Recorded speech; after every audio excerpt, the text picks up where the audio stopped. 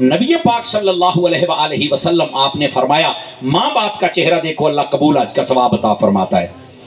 ایک صحابی حضور کی خدمت میں حاضر ہوئے، انی اردت ان اغزو یا رسول اللہ صلی اللہ علیہ وسلم، حضور میری خواہش ہے میں غزوے پر جاؤں، جہاد پر جاؤں۔ میرے نبی تو اللہ کی عطا سے غیبوں پر خبردار تھے، فرمایا الک والدان، کیا ماں باپ ہیں؟ اس نے کہا نعم یا رسول اللہ، جی ہاں میرے ماں باپ ہیں۔ تو میرے کریم خاتم النبیین صلی اللہ علیہ وسلم آپ نے فرمایا کس حالت میں چھوڑ کے آیا ہے؟ فرمایا وہما یبکیان، میرے ماں باپ رو رہے تھے کہ تو چلا جائے گا جہاد پر، غزوے پر، تو ہمیں کون سنبھالے گا؟ توجہ کرنا سارے بھائی، نبی پاک علیہ السلام نے فرمایا فاذهب الیہما، فرمایا اپنے ماں باپ کے پاس چلے جا، تو غزوے اور جہاد پر نہیں جا سکتا۔ عرض کی حضور وجہ؟ فرمایا تو جب وہاں جائے گا تو سب سے پہلا کام یہ کر فضحکہما کما ابکیتہما، فرمایا ان کو ہنسا جیسے رلا کے آیا ہے، جا کے ان کو خوشخبری سنا کہ میں غزوے پر نہیں جا رہا، میں آپ کے پاس ہوں۔ اس کے بعد اس نے کہا حضور میں یہ کام کرتا ہوں پر میری خواہش، میرے دل میں ایک سوال ہے، وہ بھی جواب مرحمت فرمائیے۔ آپ نے فرمایا بتلائیے بھائی۔ وہ کہنے لگا حضور میری خواہش تھی کہ میں غزوے پہ جاؤں گا، غزوے پہ جانے کا ثواب، اگر شہید ہو گیا تو زندہ، فوت ہو اگر بچ کے واپس آ گیا تو غازی، ہمیشہ نیکیوں کا میٹر چل پڑے گا۔ تو اب یہ مجھے ثواب کیسے ملے گا؟ میں تو چاہتا تھا یہ ثواب ملے اور جنت میں جاؤں۔ میرے کریم نے فرمایا فل جنت عند رجلیہما، جا ماں باپ کے پاس، تیری جنت تیری ماں کے قدموں میں بھی ہے اور تیرے باپ کے قدموں کے اندر۔ اور یہ وہ حدیث ہے جس نے ہمارا ایک اور مسئلہ حل کر دیا۔ نقیب ہوں یا نعت خوان ہوں یا خطیب ہوں، بسا اوقات توجہ نہ فرماتے ہوئے یہ کہتے ہیں کہ ماں دے قدمہ تھلے جنت ہے، او پا جی ابے دے قدمہ تھلے بھی ہے گی جے۔ یہ میں تنہوں صحیح دسدا پیا جے، ابے نو بالکل ہی مائنس نہ کریا کرو۔ گڈی دے پیچھے لکھیا ہوندا ماما ٹھنڈیاں چھاواں، ابے دا حوصلہ جے جملہ ویکھ کے پھر وچ بہ جاندا میں تندور ہاں۔ اللہ دے بندے خدا دا خوف کرو، کو ابے بارے بھی لکھ لیا کرو یار، سمجھ آ رہی نا؟ اور میں ایک جملہ نہیں جی آج کل ٹی ویاں تے بہن والیاں نہیں یہ ماں ہوتی ہے نا، یہ 9 مہینے 10 دن بچے کو اپنے پیٹ میں اٹھاتی ہے، ہاں تو ان کا خیال رکھنا چاہیے۔ تو میں کہا جڑا ساری حیاتی اپنے دماغ چ اپنے سارے بچیاں نو چوک کے پھرے اونوں ابا کہندے نے۔ اللہ یہ ابے دی بھی کوئی گل سن لیا کرو، خدا دا خوف کرو یار۔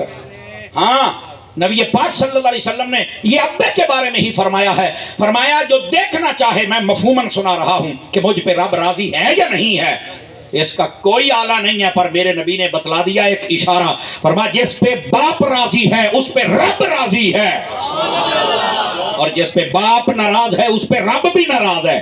اپنے باپ کو بھی راضی رکھا کرو بھائی۔ صرف یہ کہنا کہ ماں کے قدموں تلے جنت ہے، حدیث بتاتی ہے ماں کے قدموں تلے بھی جنت ہے اور باپ کے قدموں تلے بھی جنت ہے۔ بلکہ یہ میرا موضوع تو نہیں، لیکن یہ ایک نکتہ ہے سمجھنے والا، جو میں نے قرآن و حدیث پڑھا اور سمجھا ہے نا، جتنا یقین کیجئے ماں سے بھی زیادہ باپ کی شان ہے۔ سارے چوبدار کہہ دیا، یہ مولوی کو پتہ نہیں کی ہو گیا، او پا جی ہی امی تو زیادہ ابے دی شان جے۔ ابے دلیل میں کہ اللہ نے سب تو پہلے بابے آدم نو پیدا کیتا سی، اما حوا تے بعد چاہی سی نا۔ کیا بات ہے جناب، سمجھ آ رہی ہے نا؟ ہاں پہلا مولوی جڑا ابے دی سائیڈ بھی لیندا پیا جے۔ ہاں میری ماں نہ بھی بن دی ہے، اللہ دی قسم میری ماں پیو دونوں نہ بن دیجئے، اور حیات ان کی دعاؤں سے چل رہا ہے، ٹھیک ہے؟ میں وہ خوش نصیب خطیب ہوں، میرے ماں باپ بھی زندہ، میرے استاد بھی زندہ، میرا پیر بھی زندہ، الحمدللہ، اور مجھے ناز ہے الحمدللہ۔ اللہ میرے رشتوں کو سلامتی عطا فرمائے۔ باقی بہن بھائی دوست احباب آپ جیسے دعا کرتے رہتے ہیں، میری زندگی کا تجھ سے یہ نظام چل رہا ہے، رہے آستاں سلامت میرا کام چل رہا ہے۔ صرف اتنی سی بات ہے، لیکن بات کو ذرا سمجھا کرے بھائی جان، باپ کی شان بہت، اللہ نے قرآن میں ویسے ہی فرمایا الرجال قوامون علی النساء، فرمایا جو مرد ہے نا اس کو عورت پر فضیلت حاصل ہے۔ تو جب اللہ نے کہہ دیا ہے، بیٹھیے بیٹھیے بیٹھ جاؤ بیٹے، بلوان ہے نا، میں پھر اپنے لفظاں دے نال ہیں، ذرا سبحان اللہ فرمائیے پیار کے ساتھ۔ ادھر دیکھیے، اپنا اپنا رنگ ہوتا ہے نا ہر خطیب کا۔ دوستان گرامی ذرا بات سمجھیے گا، میں عرض یہ کر رہا ہوں کہ ماں کے شان بہت زیادہ ہے لیکن باپ کی بھی کم نہیں ہے، اور میں حقیقت عرض کر رہا ہوں۔ آپ دیکھیں ہماری جنت کہاں ہے؟ اگر آپ یہ حدیث یاد رکھ لیں، کوئی مسئلہ نہیں ہے، ماں کے قدموں میں جنت ہے۔ میں کیا ہو رہا تو انہوں میں ایک اور حدیث بھی سناما، اور یہ میری مائیں بہنیں اگر پردے میں بیٹھ کر سن رہی ذرا غور فرمائیں۔ وہ नबी पाक अलैहिस्सलाम घर में जलवागर थे। ये फ़क़ीहुल असर मुफ्ती अमीन साहब रहमतुल्लाह ताला अलैह, आपने किताब लिखी हुकूक़ ज़ौजैन, उसके अंदर भी आपने इस रिवायत को लिखा है। को पढ़ना चाहे तो उस रिसाले को पढ़े, बड़ा मुफीद साबित होगा। आप फरमाते हैं मेरे करीम घर में जलवागर थे, एक औरत आई, उसने कुछ मसाइल दरियाफ्त किए, मेरे करीम ने जवाब अता फरमाए। जब वो वापस जाने लगी तो करीम कायनात अलैहिस्सलातु वस्सलाम आपने फरमाया बीबी शादीशुदा है? कहा जी हाँ। फरमाया शोहर के साथ कैसी गुजर रही है? तो उसने बड़ा बेरुखी वाला जवाब दिया।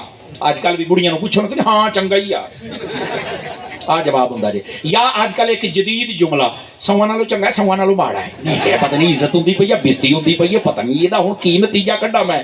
तो खैर बहरहाल ये जुमले बोले जाते जी, होता है जी ऐसा? वो बोलो तो सही ना। हाँ मेरे नबी करीम सल्लल्लाहु अलैहि वसल्लम आपने फरमाया बीबी बेरुखी ना कर अपने शौहर के बारे में। क्यों? जुमला सुने सारी मेरी माएँ बहनें। फरमाया तेरा शौहर तेरे लिए जन्नत भी है और जहन्नम भी है। कहा कैसे? फरमाया अगर उसकी इताअत करेगी तो जन्नत में जाएगी, और अगर नाफरमानी करेगी बिला वजह तो फरमाया कि वहां पर तुझे फिर जहन्नम में जाना पड़ेगा। भाजी मेरी जन्नत अगर मेरी मां दे कदमां दे थल्ले ना, तो मेरी मां दी मेरे अब्बा दे कदमां दे। मैनूं तां समझ आई जे जनाब।